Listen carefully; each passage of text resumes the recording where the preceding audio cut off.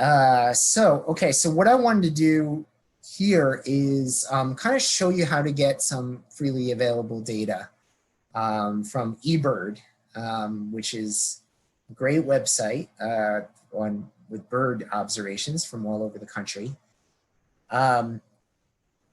We also have this in Dragonfly workshops. I'll just show you guys if you go in there to the Knowledge Center. And you can actually see course materials for upcoming core courses. Some students have found that useful, but we have a number of other things here, including public data sets. And this is our resources and places you can go to download data. I've not used all of these. Some may be clunkier than others, and you may have to create accounts. In some cases, you may have to reach out to administrators to make sure you're doing things, the right way. But just so you all know that we have some resources here. And if you have other resources, feel free to let us know and we'll pop them in here. But for now, I'm going to just go to eBird. And I have an account because I love bird watching, and I submit my observations to this website, to the site, and it's really neat. People will contact you and say, "Oh, I saw an Acadian flycatcher the other day," or there's a bit of a community to it. It's also just a nice way to keep a list of all the species you've seen. So, Jaren, we got, I think I got about 20 to 30 more species at least last year in Namibia when we were there. So I've got some Namibian birds on this list. But some people, yeah, they keep life lists, and they, there's like the 1,000 species clubs and all sorts of things. Of course, there's about 7,000 species of birds. So some people really get into this. So there's on this site though, I think besides managing your own observations and such, you can go to Explore, and so probably Explore regions would be the most interesting thing, I think. And like if you click on National Wildlife Refuges, and then you enter a refuge name. So earlier, I know we had a lot of people joining us from San Diego on one of the calls, and probably quite a few there tonight from the West Coast. So you start to type in San Diego, and San Diego National Wildlife Refuge comes up. You can click on it. And it loads, and it'll show you that 273 species have been observed in the refuge all time, right? You can change this to all years or current year.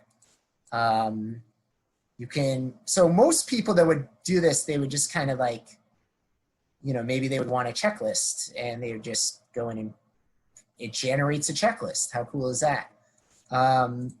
But you can also, kind of see, like if we click on bar charts, these aren't quite what I think of as bar charts, but it's showing by the month of year, like when things are in the area, in the wildlife refuge. So like snow geese, you're gonna see in basically November through February, but it's not around in the other months.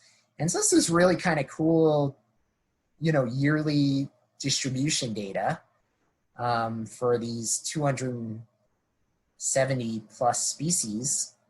And it's all based on citizen science observations that are generating this. But if you go back down to the very bottom, and you can kind of see they have some areas that are insufficient data. Actually, this area seems pretty well covered, but you can download the histogram data, it says. again, I wouldn't call this quite a histogram, although I guess it's frequencies there, but anyway. So if you download it, a lot of times the downloads you get from these types of sites, they're going to come at you in a text file format or notepad kind of thing. So like right here, you can see the ending. It says TXT. And if I go to my desktop, there it is right there, this weird file. And if I double click it, I get this gobbledygook insanity that, oh wait. Yeah, we can't see that. We just see your browser. You can't see the screen? Oh, right. You can't see that. That's interesting. Well, it's just because you're sharing a browser, not your desktop. Yes. Not opening in a different app. Okay. Let me stop share. And then let me share screen and go to show you guys the gobbledygook. There it is. So this is the notepad, this text file that came from eBird. And the good news is that we can open that in Excel, and Excel will be able to figure this out. So let me show you guys. And I'm going to turn off screen sharing for a second. Basically, I'm going to open Excel on my computer. And then I'm going to go to File and Open and find that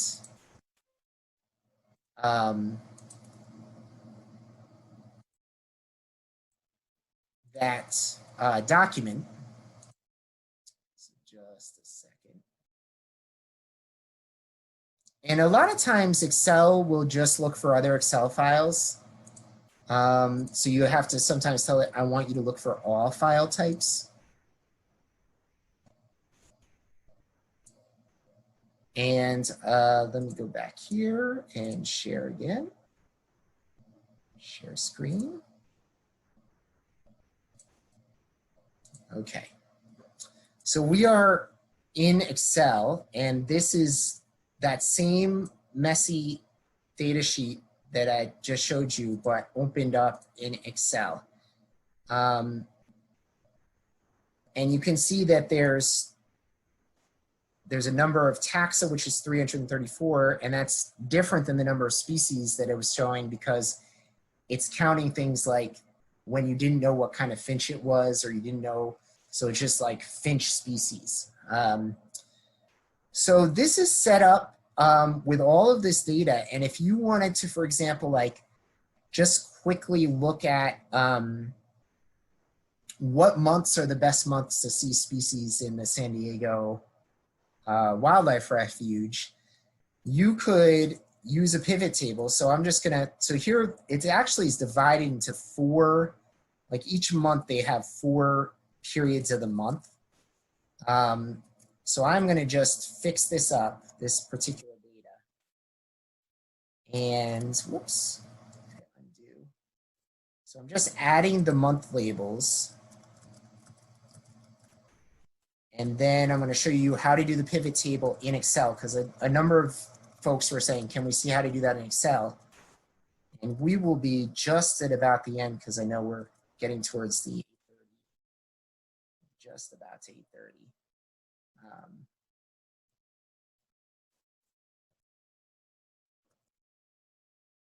So there's probably a drag and drop way, although when I did that, it kept wanting to like go sequentially up in the month number. So it was just easier for me to copy and paste this. Rarely will you see me wanting to do things manually at all. Just, okay, so we have months. And what I want to do is I'm going to move, so I'm going to rename this the raw data. And I'm going to create a new tab at the bottom of Excel that is going to be for my transposed data, because right now the way this is organized, it has species going down in columns, and I actually want them, sorry, species going down in rows, and I want them going across as columns. So I am going to highlight the whole thing and copy it all, go to my transpose data, and then I'm going to do paste special transpose. And now I have species as column headings going across, and I have months as rows going down. And from there, again, if I wanted to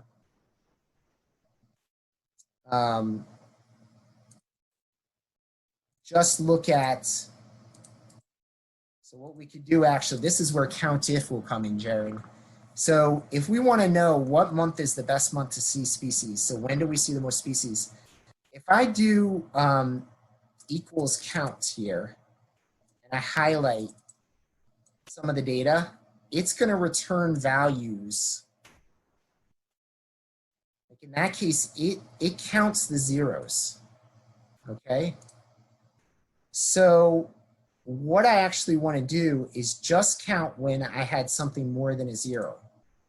Because I want to know how many species were actually seen.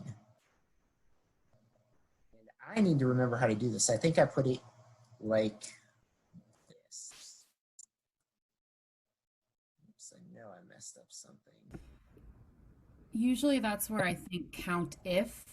Count if. Yeah, so you're like saying if it fits this criteria. Yes.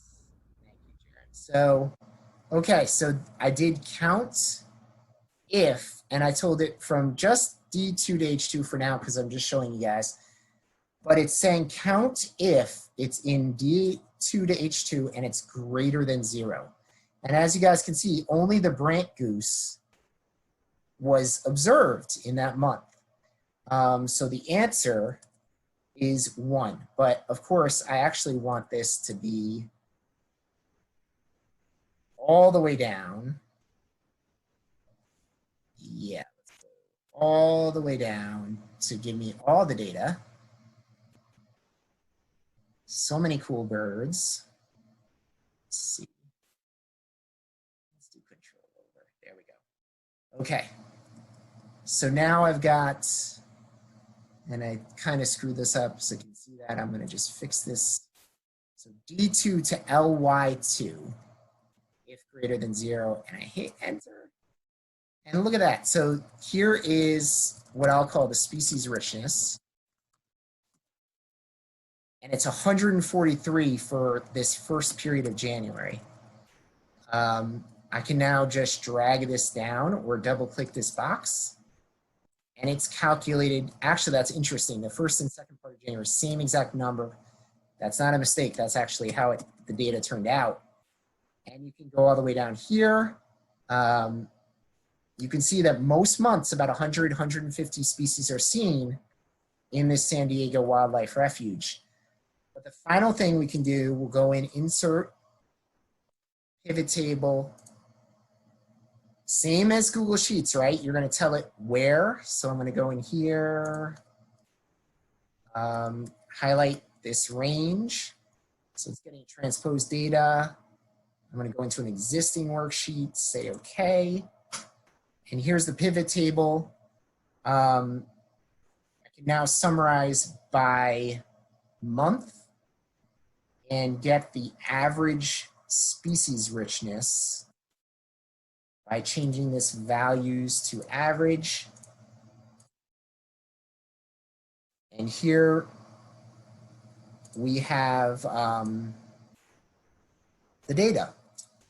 And we could quickly visualize this with a bar chart and just see that, look at this, it's kind of interesting. I actually thought this would be a perfect example in that it would show that May and April are the highest species rich times. And I was thinking like a Midwesterner in Ohio, where May is the spring migration. And then we have the fall migration. And sure enough, if you look at like Cuyahoga National Forest or anywhere in the Midwest, or if you look at East Coast stuff, that is the case. You see a peak in May and June in terms of number of species, and then also in the fall migration. But in San Diego, which is so far south, you really have a much more consistent number of species in the area. And actually your winter, or what I think of as winter, right, is quite a great time for birds, probably because they are, many of them are moving through that final southern migration location. And also June and July are just so dang hot that things actually probably are much reduced in terms of species at that time.